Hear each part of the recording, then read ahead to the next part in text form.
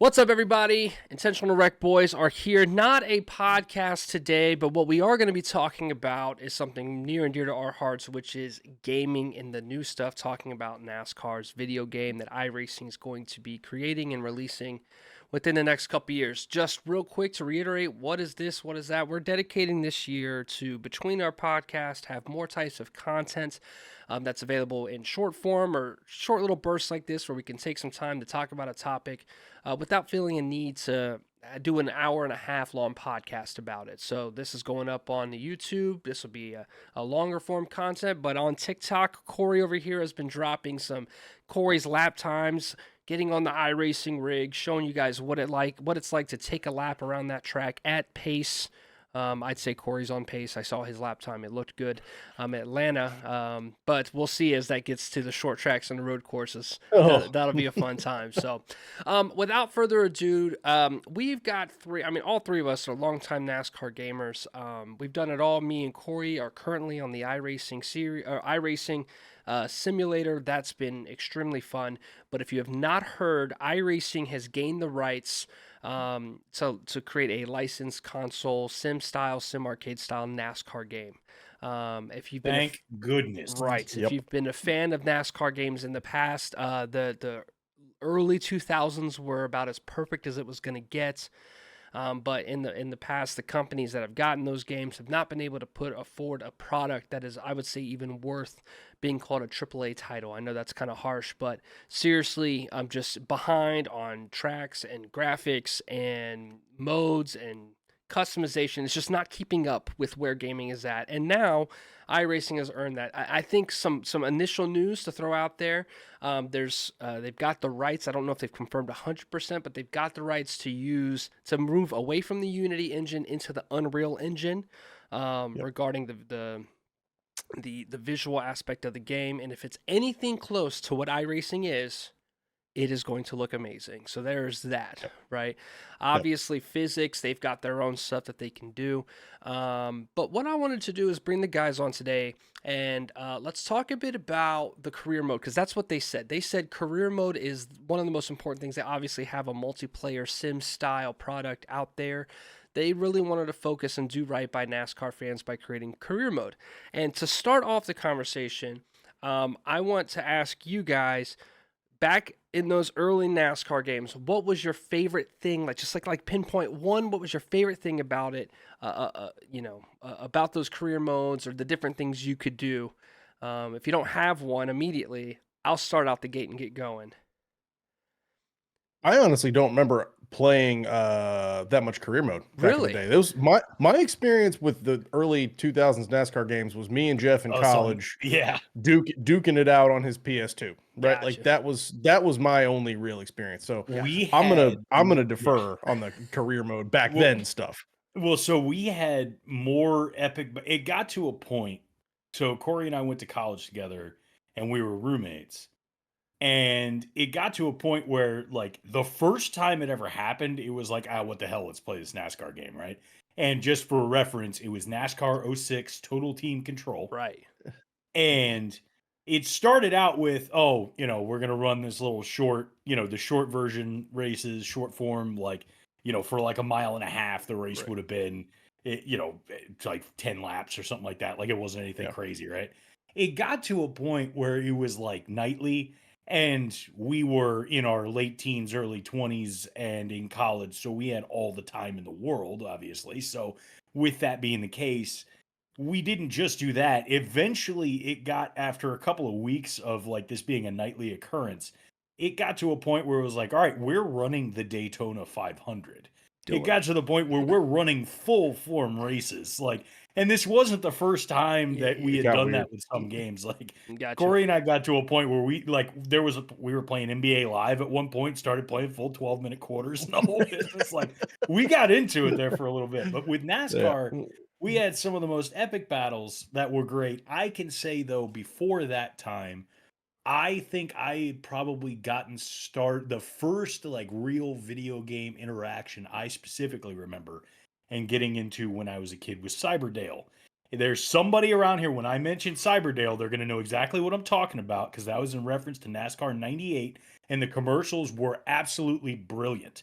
Yep. And it was a 3D pixelated, like polygon Dale Earnhardt driving around with real drivers, and then having him driving around with like real images of other people, and it was just genuinely cool, and it immediately made me let go. I need to play this game. This looks incredible.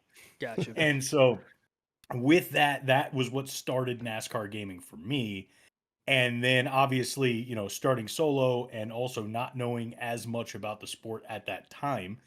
For me, you know, the career mode was what it was because I wasn't really playing with anybody. And this, for anybody that is not Before the ancient like internet. myself, yeah, that's Right. not ancient like myself listening to Before this, online multiplayer. this was before a time in which you had to actually have someone sit next to you and play the Right. game. So, Right. you know, you spend a lot more time with the career mode and a lot more intimate.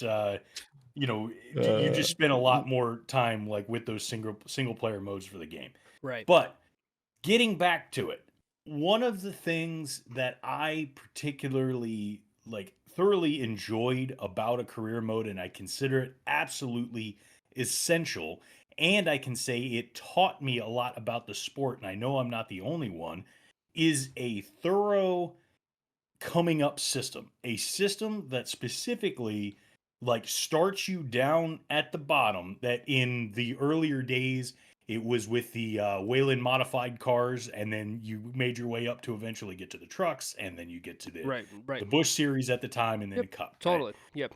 That has to exist, and nowadays with the amount of space, the amount of, you know, tools at a developer's disposal, you should be able to build a thorough, like from the started at the bottom, now we're here type of system in a career mode in a way that's never existed before, and in a way that the other games from motorsport games in particular never could. So that's the one for Have. me. I'll stop hogging the mic. You guys keep No, going. you're fine. I think that's a good starting point. And the whole point of the video is to kind of talk about what would we like to see, knowing what we knew then about racing games and NASCAR games, what we know now about because again, the NASCAR games have not kept up with what technology gives us, right? Fortnite right now, like if I would have told you, the young brain of you, that you would be able to play a game where your teammate is Darth Vader, you're Goku, and then the other teammate's Master Chief, and you're using the original graphics of those characters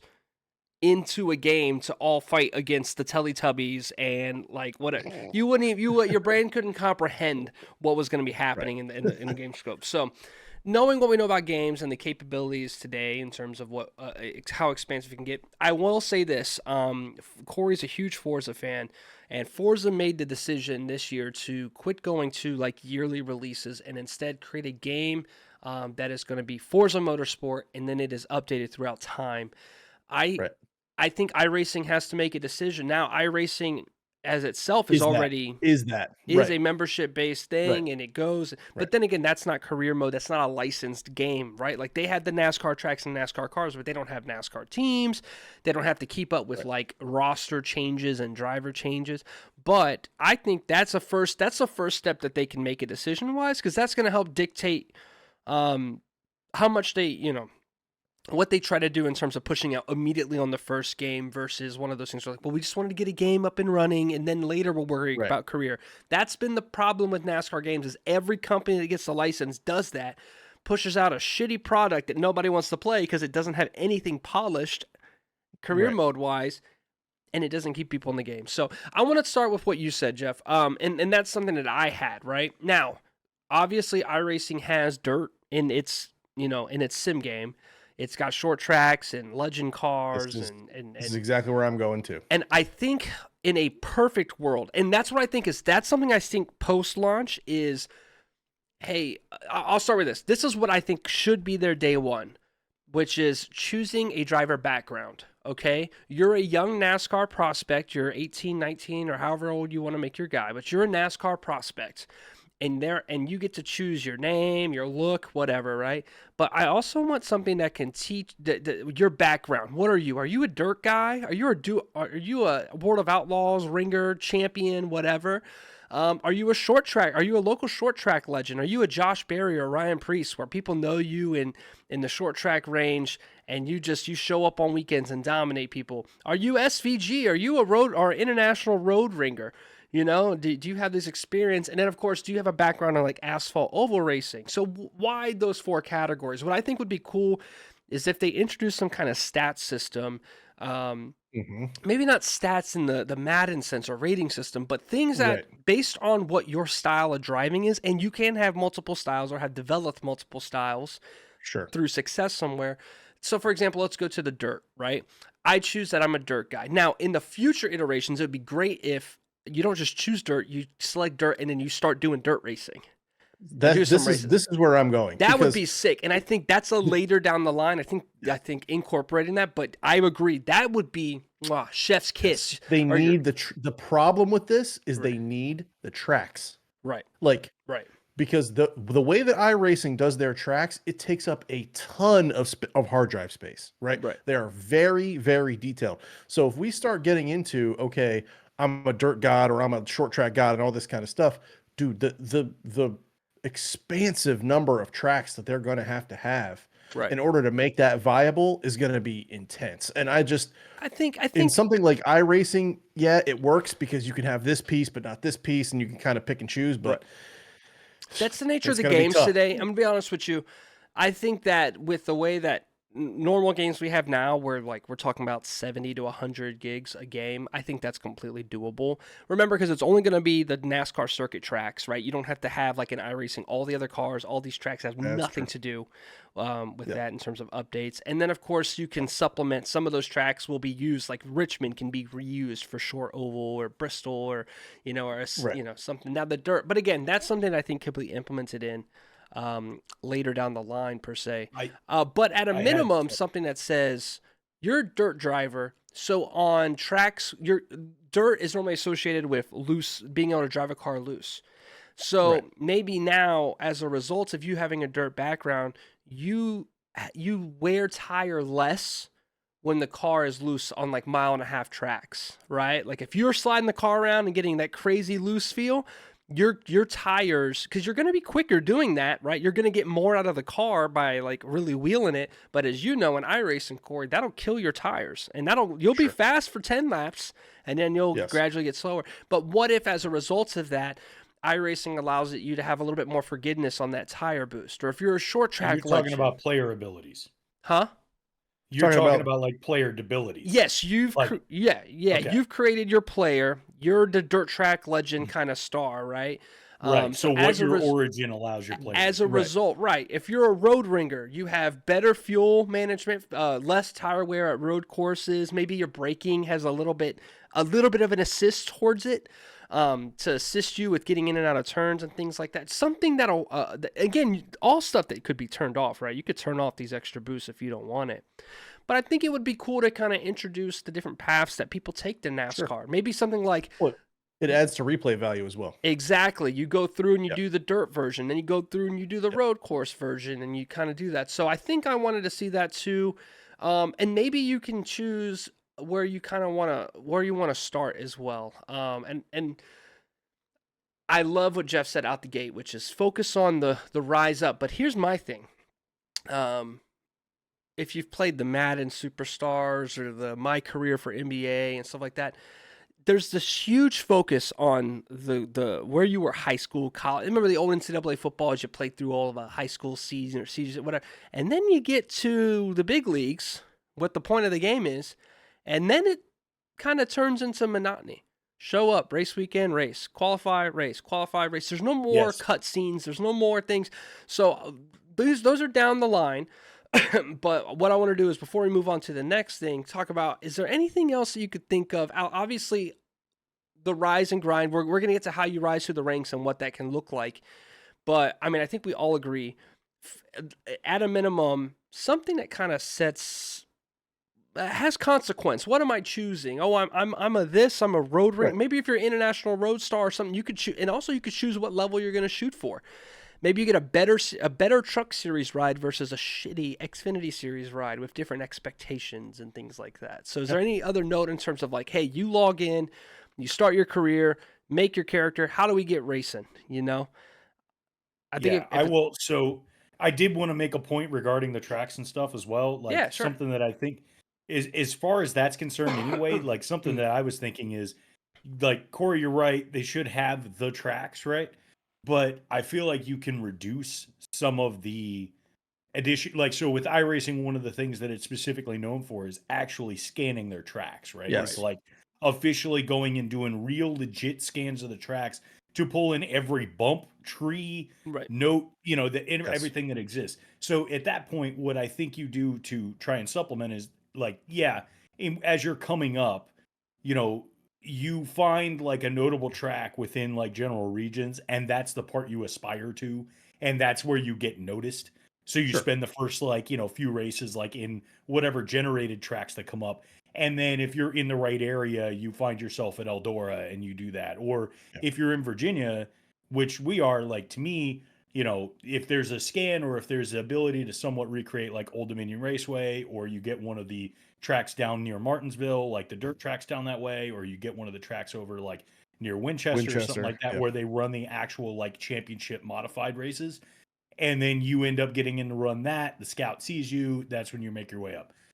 Either way, just a thought to that point. But also, as far as like coming up, Finn, you made a great point as far as what happens after you get over the top. As somebody who, like, every time another sports game comes out, I always play the career mode that comes through. Yeah. NBA 2K did a decent job, but also kind of focused a lot more on cinematics. And then by the time that you're with, halfway through your first NBA season, it's just game. It goes away. MLB, like, Right. it to me, like, the show has one of the best like single player career modes with Road to the Show. Right. But it does get to a point where you're in the show and it's just you're sitting in the locker room. Play game, repeat, play game, repeat. Exactly. Maybe a cutscene when you break a record, but you don't feel that like later. And right. And that's all right. That leads perfectly into the next topic, which what I said is the week to week, right? Yes. And some of this will change as that'll help propel the future of your player's career, and then also is a growing part of NASCAR, and we'll get to some of those later. But the first thing I wanted to do is what all right, cool. You're in your seat. You've got to do these things now. Obviously, you've got your qualifying and your practice and your race weekend that you've got to go out there and compete. And we'll talk about what we can do because we've all played racing games. We will absolutely get to a topic of, okay, so how do we make race day unique? How do we make race day fun from a career perspective? We're going to get to that. But I want to talk about a couple ideas I had, and then if you have an idea or an addition or a reaction, pop into it, right? So this is what I think. I want to make sure, is there things that I can do during the week that make the weekend easier, right? Better, easier. For example, and I think this would be great, and I'm going to make a note here. You know how like you'll watch a Netflix show and like it'll get really meta? They'll be like, oh yeah, I was just watching Netflix, right? And you'll be like, well, what's that? What if it was a situation where it was like, okay, so what do you do this week? You go to the sim seat. The iRacing sim seat is what they'll call it. And you hit it, and it has like a little thing of your character walking into a room, and his sim rig's there with the computer monitors, and he logs in, and he gets going to whatever the track is that week. And then maybe you can go do a various amounts of things. Maybe you go do some hot lap practice qualifying, right? And let's throw an example of, all right, it's Watkins Glen week, right? And you have a road course and you're just like, I don't know, I need to go practice, right? Because yes, in theory, if you're good enough at NASCAR, you can skip that and just show up and race the track, right? But I want to make sure we cater this to new fans because that's what this is going to bring, new fans to sport. So maybe you go qualify or go do your sim seat practice at Watkins Glen, and because you did that and maybe accomplished a certain goal or it plays like a mini game, I guess you could say, but you're racing. It's literally the racing, but it's treating as a sim rig. As a result, maybe on race day, that line, the Forza line that has the braking, maybe that's now available to you because you did the sim rig. It puts you ahead, maybe because, by the way, Corey, you're muted if you were giving any extra input. Yeah. I saw you go, yep. Both of y'all, don't feel free not. I mean, nobody's background noise is affecting anything. You're good. I want the raw reaction to things. Yeah, you're fine. You're fine. But yeah, maybe something like that. Maybe you do a fuel window practice where you run. The whole point is to go out there and drive until you're out of fuel. Okay, and we'll call it long run practice. So now maybe because of that, it'll track when you hit certain percentages on your tires, and now you have that information going to the race. Instead of if you just show up green, you might not know what your fuel window is. But if you did that Right. session that takes 15, 20 minutes of racing, you know, and we'll scale it down. Complete a green lap session, and you don't have to do a whole 40 laps of practice, right? Right. But you do a certain amount of time, and then as a result of that, the game will give you exactly what your pit fuel window is going to be at that track. Your tire wear window, you're going to say, it'll start to, and if you didn't do it, that's fine. That information is not available to you on race day, right? It's interesting idea. I think the execution of that would have to be like, they'd have to get it right. Right. Because it could come off as monotonous and boring. You know what I mean? Like, right. because it doesn't until you get the hang of like what its value is. Totally. Like it would have to be like tangible. It have to be tangible in order for it to really it have allows, some value. in my brain, the reason I said the iRacing rig is it allows them to almost like cater to what iRacing can do, like the actual iRacing game can do.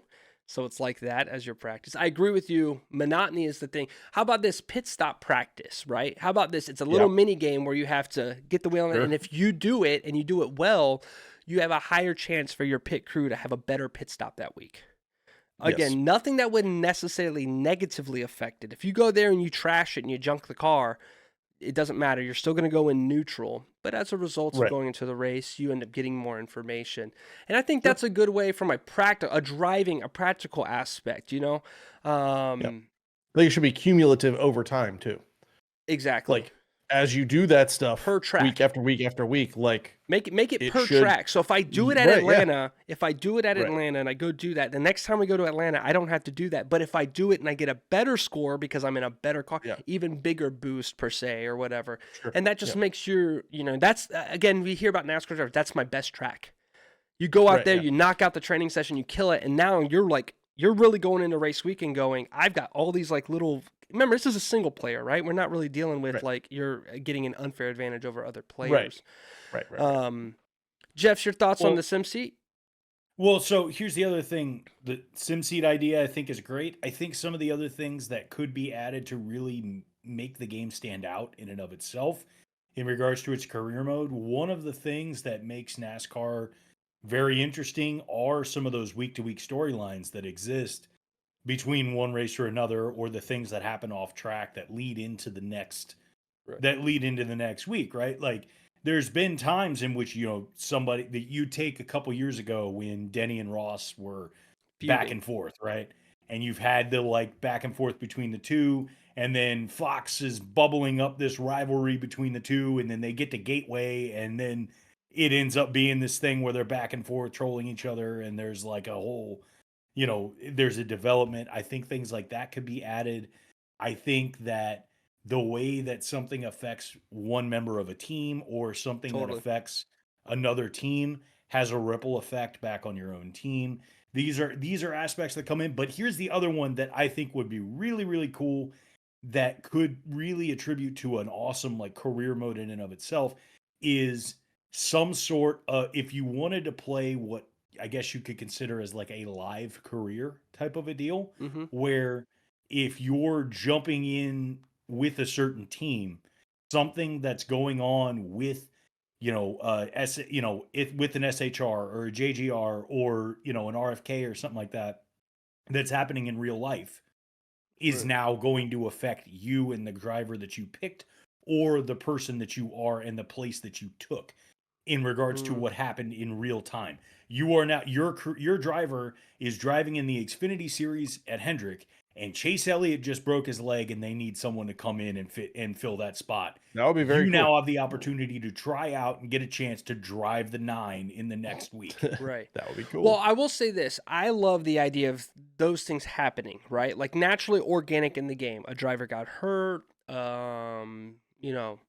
so's on Chris Buescher's on baby watch. He was on baby watch this past weekend. He's we need you to go qualify his car for him. It's simple, it's quick. You don't have to do the whole race, but maybe there's something that overall charts favor towards current teams, right? Like if you're a Chevy driver, you naturally, like for trucks, you're naturally going to have a little bit more, like all the Chevy teams, it maybe everybody starts at 50, right? And as a result of you being a Chevy driver, all the Chevy teams have you a plus 10, and all the Toyota Ford teams have you a negative 10. And you can kind of track, right? And if you play ball with the Roush guys as a Ford driver, then when Roush likes you, all right, cool. Brad Keselowski likes you on the track. Well, guess what?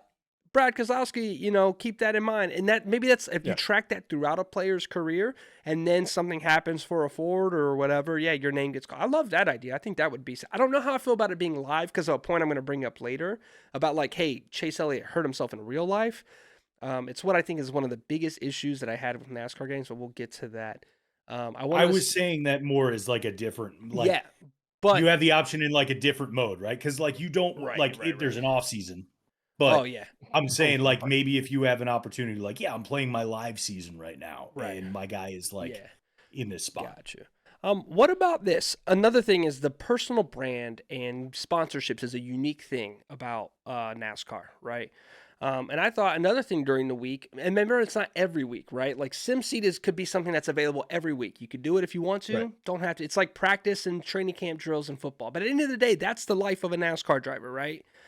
A track brief. If you just sit down and learn what the track is going to be and you get a brief, you just get a little bit better or whatever, or you have to hit benchmarks. If you have to sit there and have like a list of things that they specifically noted about this track, and they say the outside line is hot here, or you can't wear tires down at this point. How about this? If you get an achievement if you get a couple extra laps out of your tires. Or I will say this. I don't want to force drivers into doing something like SimSeed. And again, some of them could be lengthier, some could be short, or you could scale them down so somebody's only doing a couple laps. And also you could take out practice, like NASCAR practice, and the weekend is just qualifying race.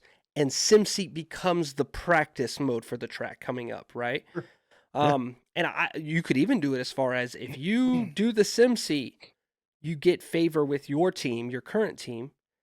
And then if you don't do the SimSeat and you're not doing well on race day, they're like, why aren't you practicing? Your crew chief is like, hey, we recommend you probably get in the SimSeat. And you might lose favor with them because not only are you not doing well on the track, but you're not even trying your hardest. Maybe turn that on. But how about this? A couple times a year, there's two types of meetings I think you should have. One is sponsorship meetings, right? I think you get presented with a handful of sponsorships that you're asked that you would like to pursue. And the bigger the sponsor, you qualify for meeting certain benchmarks, right? It's not always finishing position, but say you just finished fifth in the first race of the season. Well, now people are like, whoa, who are you? Right? So you might get early access to a big sponsor based on timing or whatever. And I would like to see a situation where your reputation on the track, maybe like I don't know if there's some kind of social media or things that like a community reputation that you could build as a whole. Sure. But maybe like, for example, Kellogg's and Kyle Busch, right? Kellogg's was a brand that was on the 5 car for the longest time with Terry Labonte and stuff like that.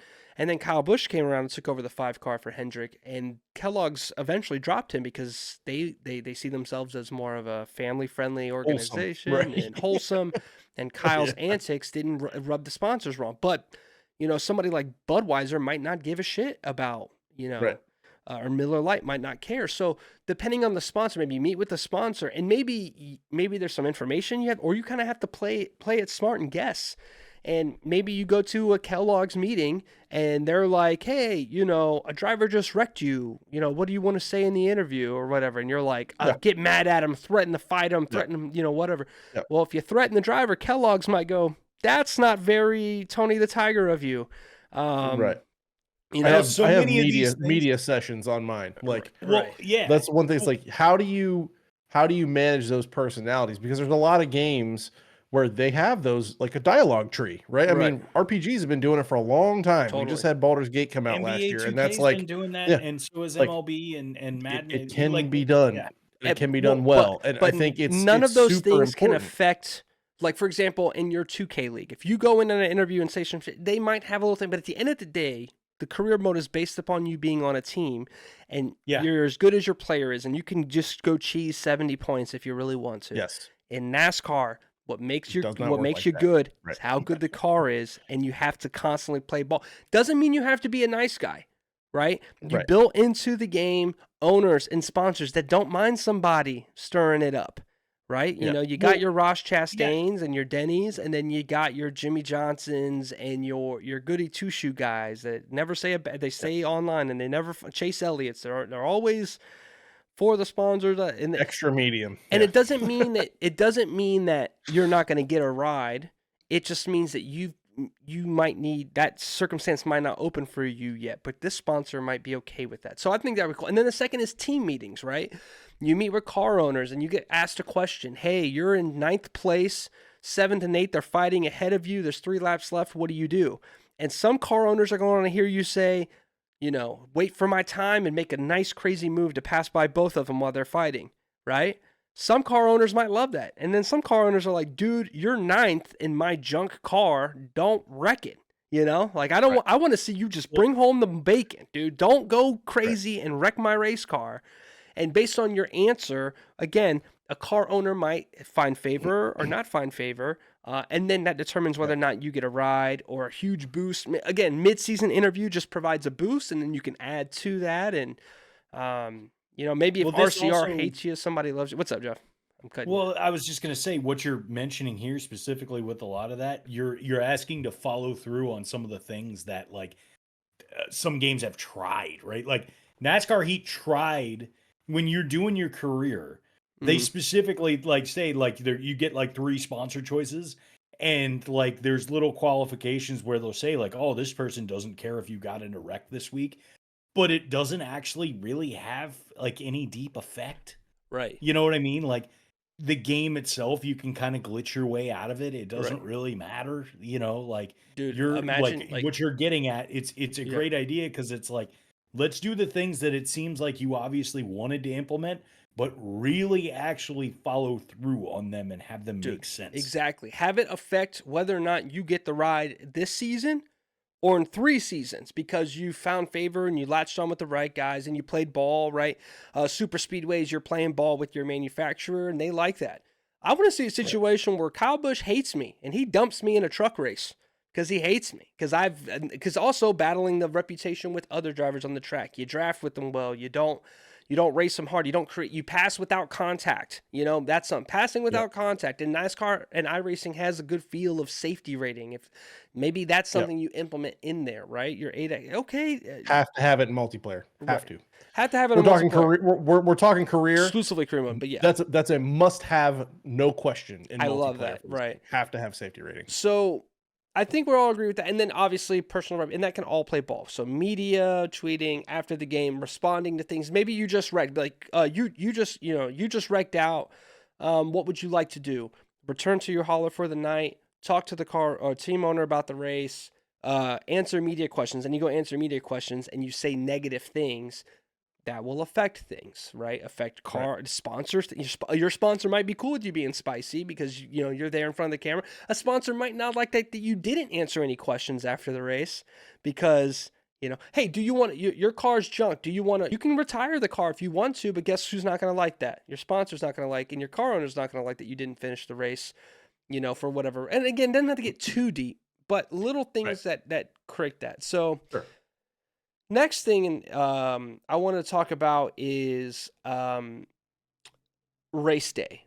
Okay, how do we make race day enticing? One of the first things that I think is important, and it's important to remember that they've done this since they were Papyrus, right? Because the Papyrus guys made NASCAR Race in 2003.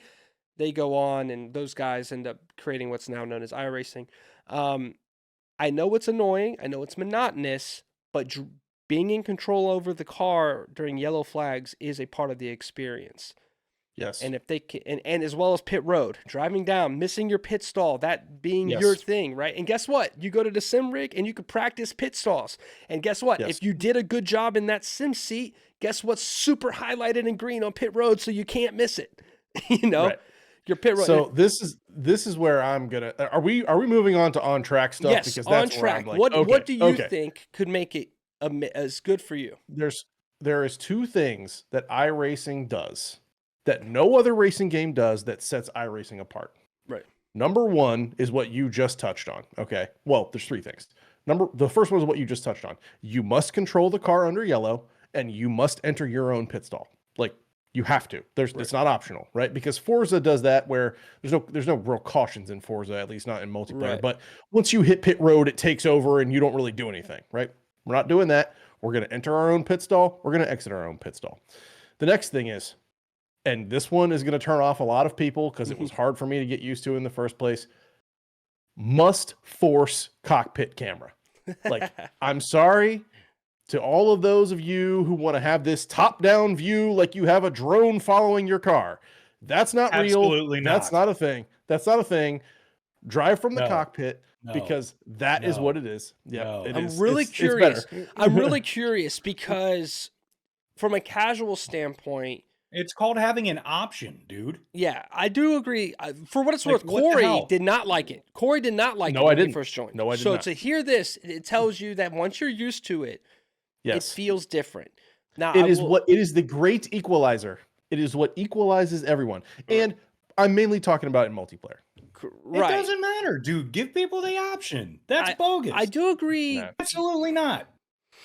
The hard part is just like, because NASCAR has no mirrors and there's only the rear view dash or the rear cam, if you force that, it's gonna be your online racing is gonna be even worse because we're introducing more casual base. I agree. I'm not buying the game, but I also would say that in some way you have to have some kind of option. Maybe not as many cameras, maybe something like on the front bumper type situation. But yes, to a degree, like for example, F1 doesn't have the option to be behind the car. Well, also at the same point, you're turning away controller drivers at that point as well too. I think because at that point, like if I have a wheel, I understand that. If I'm not using a wheel, the fact that you're forcing me into this camera view that doesn't necessarily correspond to what I'm doing with my hands, that's bullshit. Absolutely not. So I used to, even when I was playing on controller before I got a wheel, and not on iRacing, on Forza and stuff, I would always play bumper cam. It took me forever to get used to a cockpit view. I used to prefer bumper cam. Right. But again, options. Right. I understand options, all right? But like, to me, you're taking them away. Well, I understand wanting it, right? But the limiting of the views, because if you have someone, right, who wants to play on cockpit for the realism, because I think you would agree that a cockpit camera is more realistic than a chase camera, right? Okay. And that's what iRacing is, right? It's a simulation. It is not meant to be. So if we're going away from that into the more like, but they can just play iRacing. But iRacing costs a couple $1,000s. That's part of the point. You're now going away from one of the premises of the existence of this game in general. This game is existing to expand the base beyond just iRacing to those who don't want to fully dive into just iRacing. So, okay, let me ask you this question then. Would you be comfortable with any kind of buffs and nerfs based on camera view? No. Even if, let's say, people who were running the chase camera were just consistently dominating because they can see every single thing that's going on. Because the problem with the chase camera is that it makes cockpit camera obsolete. It makes it obsolete. There's no point.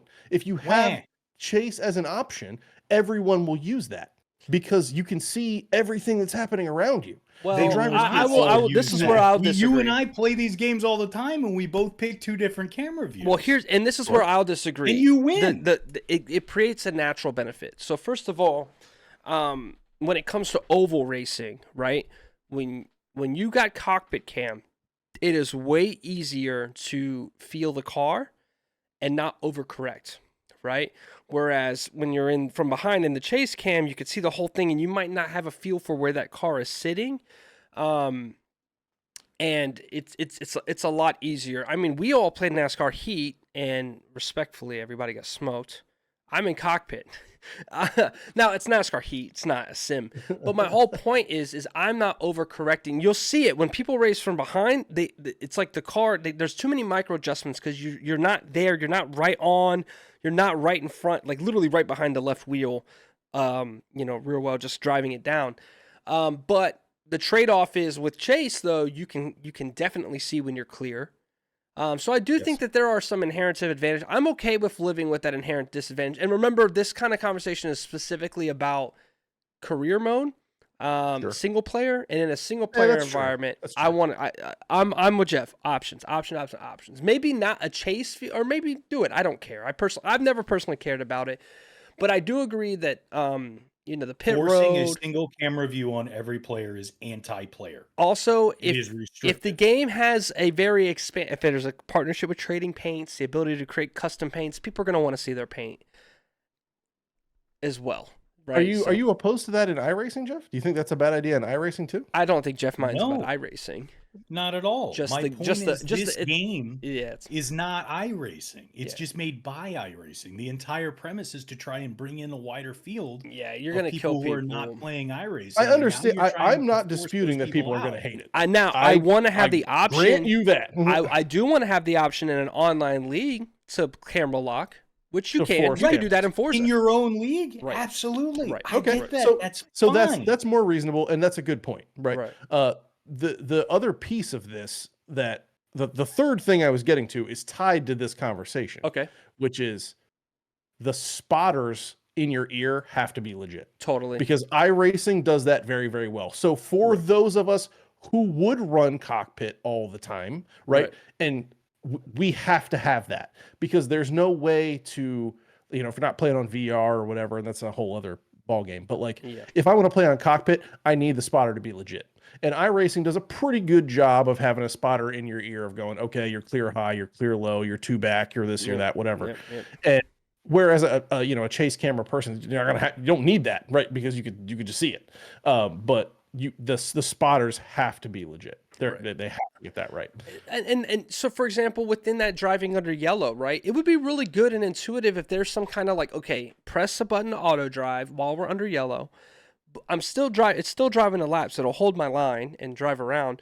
But hey, I can communicate, and it would be amazing if we could do it through voice, because that's how drivers do it, radio up and talk to your crew chief. But I get if you have to do a menu that we click through, right? But yeah, give me the option. Hey, are we going to pit here? And are we pitting for tires? How many tires? How much fuel to put in the car? Again, if you did your pre-race stuff, you know exactly how much fuel is left versus not, right? Little information. Talking to your spotter, I should be able to tell my spotter, I want more information. This is the information I want. Lap time, expected laps of fuel left, lap time in relation, maybe ask for more, or maybe say, hey, I don't want as much. I'm fine. I'm racing. I just tell me if people are near me type situation, right? Because some tracks you want them in your ear, want more, but that kind of thing. I'll have a question for you. So what I wanted to make sure is, again, this is the bread and butter. All of this stuff leads up to this. So I just want to make sure this is not a monotonous thing during the race. But yeah, give me a first-person POV on pit road of the track, of the end of the anthem and the jet flyover. Give me a little animation where I, climb into the car, get situated, set the helmet on. If you've ever played the F1 game, there's a part in the garage where you're sitting in the car and you're have an iPad and you're going through stuff.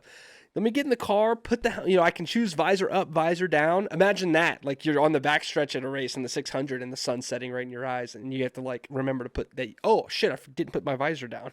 Hit your visor down, visor up, visor down type situation. But then, hey, you see all the people pile off, you hear the gentleman start your engines, you get to press the button, start your engines, and then it transitions from this cutscene into you're sitting in the car now, and you guys peel off pit road, do your couple pace laps, do your drive down pit lane to get your pit road speed, and then go green. I feel like creating that aura during the race helps set the stage. Here's another thing I want to hear you guys. You might agree, you might not. I don't want this to be often, and I don't want this to be all the time, but we know this. Sometimes shit goes wrong, and shit goes wrong more for teams that are not highly funded. And even then, when you're Denny Hamlin, you can't have a good pit stop. Once a weekend you fuck up. How do we feel about, you roll a one in a single player campaign, RNG events like a flat tire, a lug nut, a bad lug nut? I even wrote down, how about the heat in the car, the cooling system in the car is not working. So your driver, and that could also correlate to just driving in the middle of July, right. In the South, and literally the car temp is getting so high. You know how you'll see in screen, it almost start to fade a little bit, and it's black around the edges. Imagine trying to race and it's getting Right. black around the edges because You're it's passing so out like hot Wade in the Myron. car. Just Right. things that you need to weather and deal with that are not present every single week, but it's unique to this situation here. Maybe one time in your career it'll happen, but how about a situation where the radio doesn't work? Yeah. So everything that you're listing here in this idea, it's an okay, like it's cool, but I feel like there should always be an option Yep, to turn it off. overcome it somehow. Otherwise, what's the point of ever running the race? Like, what's the point of playing the game if you're going to get up to 2 laps and then the game's going to be like, oh yeah, by the way, you weren't supposed to finish this race. There's a very clear difference, right? For example, if you've ever played MLB The Show, it's like forced slumps. I don't want a forced slump. I don't want a forced slump, but I do want a situation which is maybe if you're playing cold or whatever, maybe your again for MLB The Show, your PCI is smaller, right? You can still hit well. We're not forcing outs. We're not forcing strikeouts. You can still overcome your that's my point. Yeah. Yes, Because you have the option. Adversity, not can get forced over it. events, right? Now, granted, sometimes, and this isn't, and I don't want Sometimes to Eric Jones is going to drive around you, though. right, Like, Right. sometimes you're just going to get blown up. Sometimes like, you there's no getting around it. right. To And that point, though, like Right. here's the thing with that is if that's the case, because that's another great point is like the AI complaints with the drivers in these games and like how the AI reacts has always been a large scale complaint, Right. especially with the motorsport games for years. But to your point with that, Finn, that's a cool idea. I'm fine with it. It just like the things that we're talking about being thrown in, there has to be you have to have even if it's QTE or a mini game or there's something that has to exist that allows you to attempt to overcome it or to get through it in some way. Not like, drive 50 out of 60 laps and you're like, it's just known your motor's going to blow For example, up. all right. And it was predetermined. If that was the case, at that point, then you do a sim and they tell you what happened and now you have to try and overcome it the next week. All right, how about this? Your cooling system is not working correctly, right?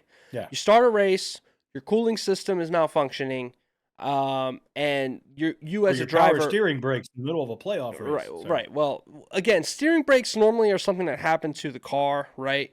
I don't know how I feel about engine failures and brakes. Again, once every couple seasons is fine because that happens and that puts you in the experience. Remember, the whole goal here is to create an experience that feels like a NASCAR career. And sometimes something's going to happen out of your control. If we get frustrated and go, no, that's an RNG event that happens and it ruins the race. Okay, but it's one race out of the hundreds that you're going to run in this career mode. That's a memorable event.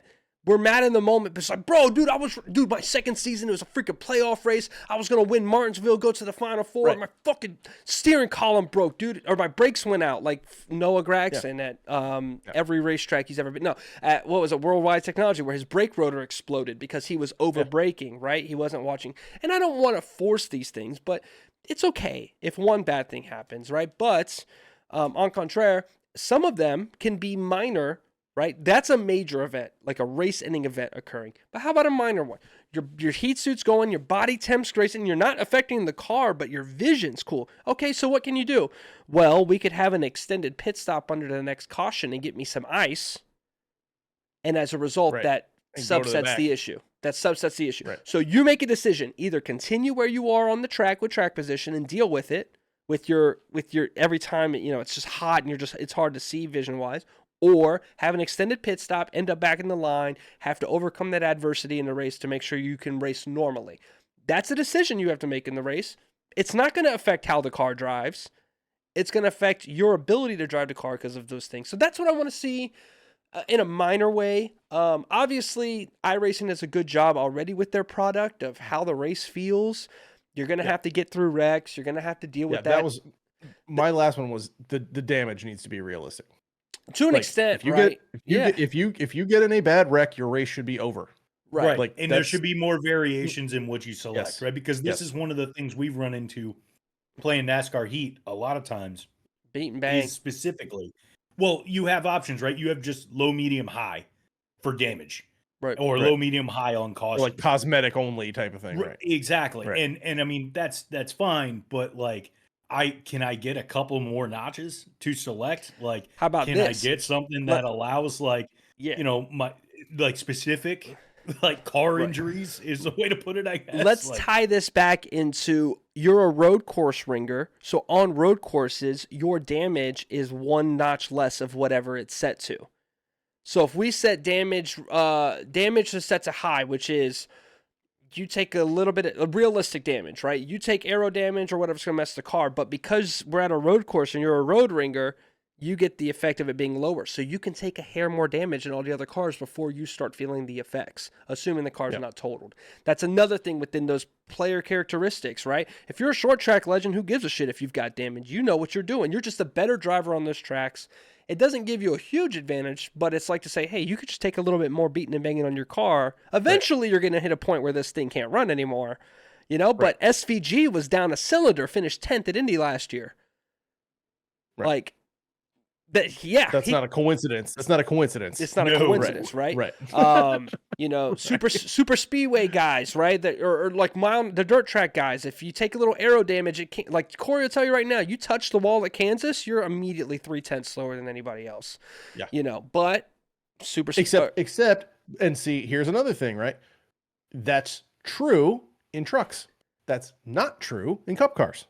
Right. So like the difference in tangible damage as you progress through the series and having those actual car models be realistic to what is in real life, because the trucks are still made out of steel and the cup cars are made out of carbon fiber. So like in a cup car, you can slap the wall a little bit and it's going to pretty much keep running just fine. If you just scrape it and bounce off, you're pretty much good. But in a truck, if you slap the wall, you're probably screwed, right? So I think that's another key point is like, and because it's iRacing,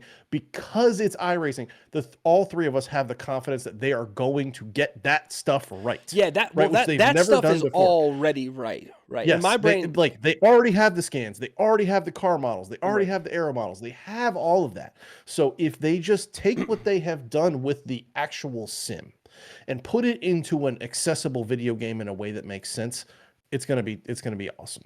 And I think those car models are a huge part of that. Cool.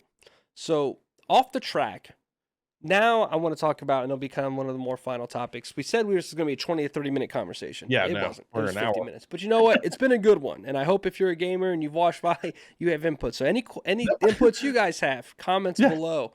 Maybe the biggest disagreement me and Jeff have ever had. Dude, I'm already going to clip that alone. Like I'm going to call it the most respectful argument ever.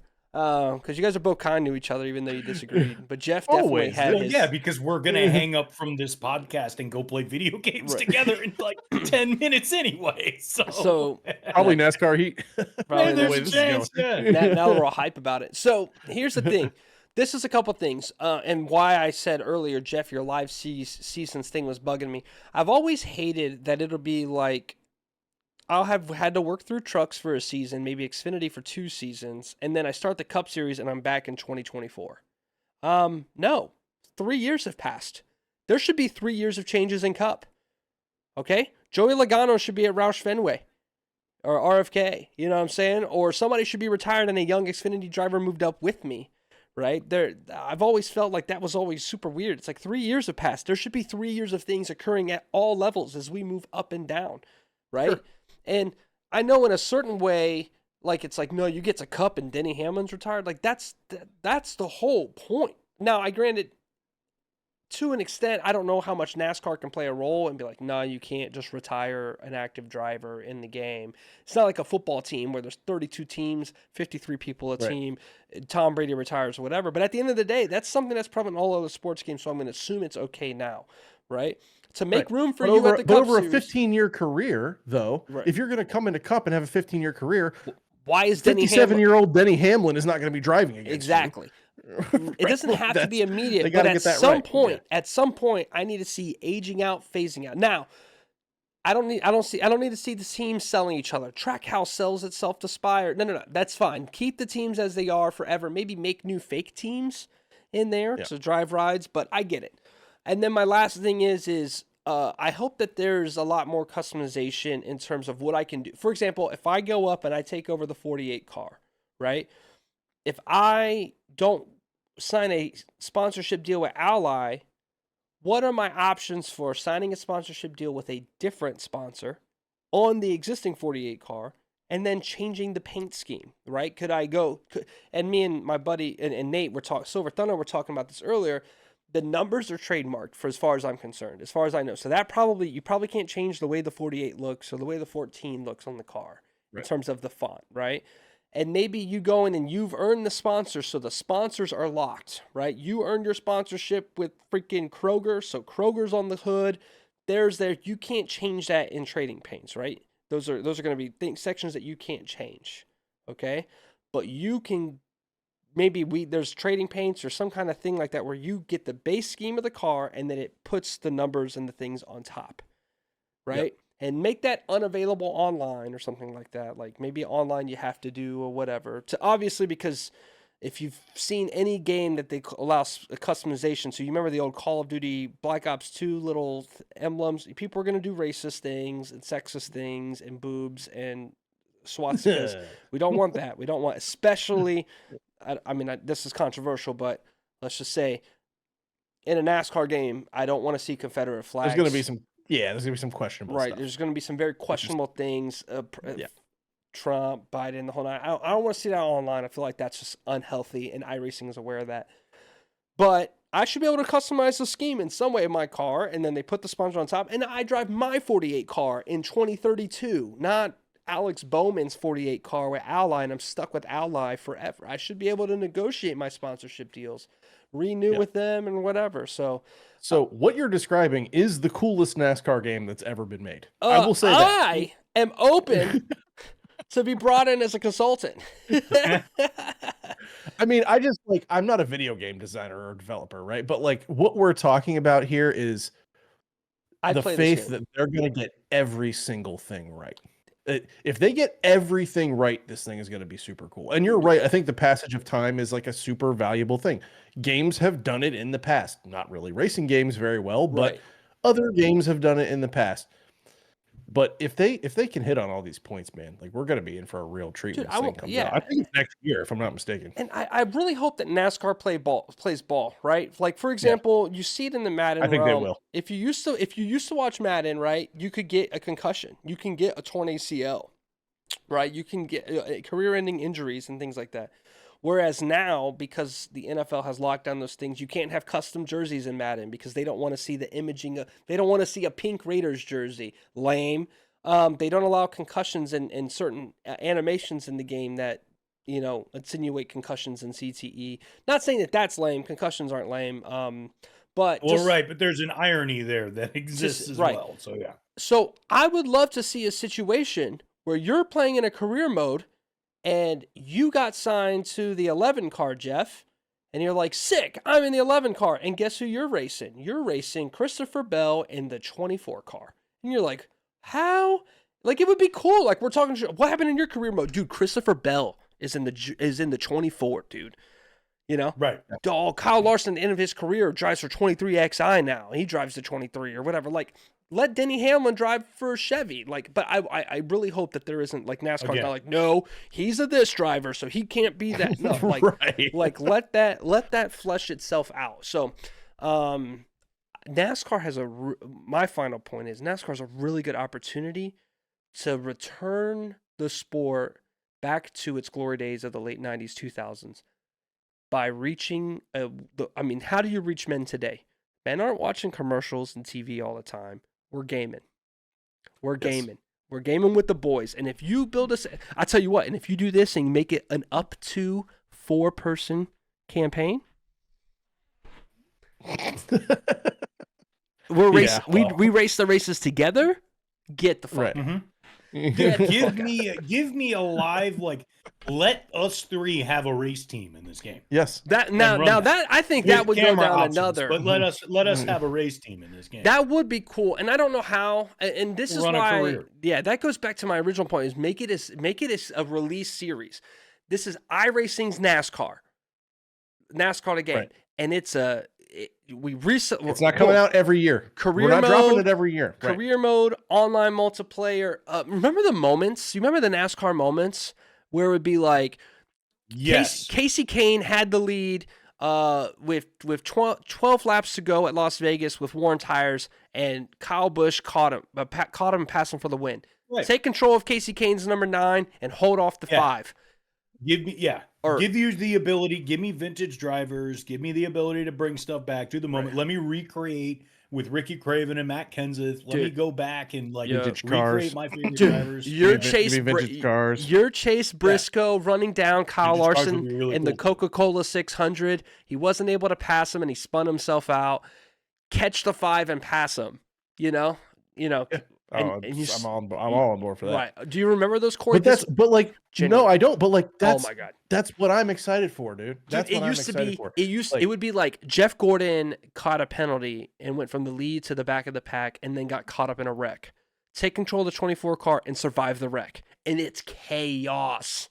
The wreck is built to, and it's dude. I spent hours, and again, we could go, but I think in some way, yes, I want a driver career mode first, and then build a team owner career mode and go into that and say, okay, now we're releasing this DLC or this news feature update where now you can control a team. You're going to take ownership in a team. You can probably, roll your driving career right into a team ownership career, right? You should be able to buy a truck team or whatever at any moment and invest in that. And that would be cool. I didn't want to, that's a whole other can of worms, and we've already hit about an hour.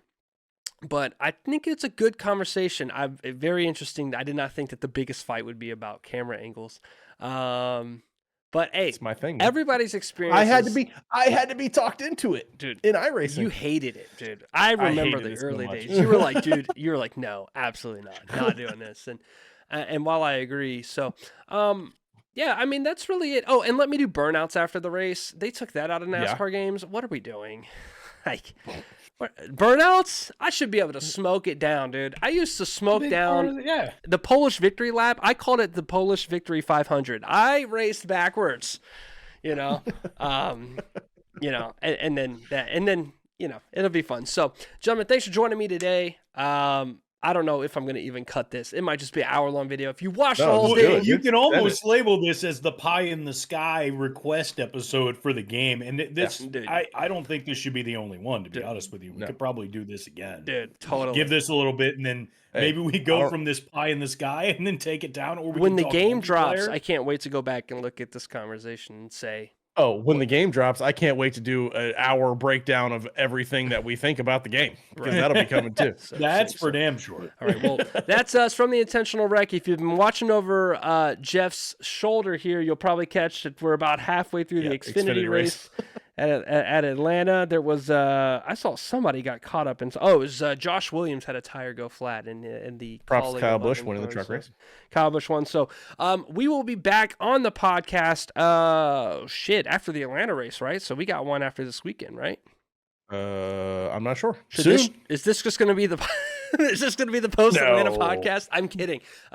We will see you soon with our next podcast. We're going to break down the Daytona 500, the winner of the Atlanta race, what we've got to look forward to going into actual fun racing tracks. So, yes, see you guys next time. Peace. Later, everybody.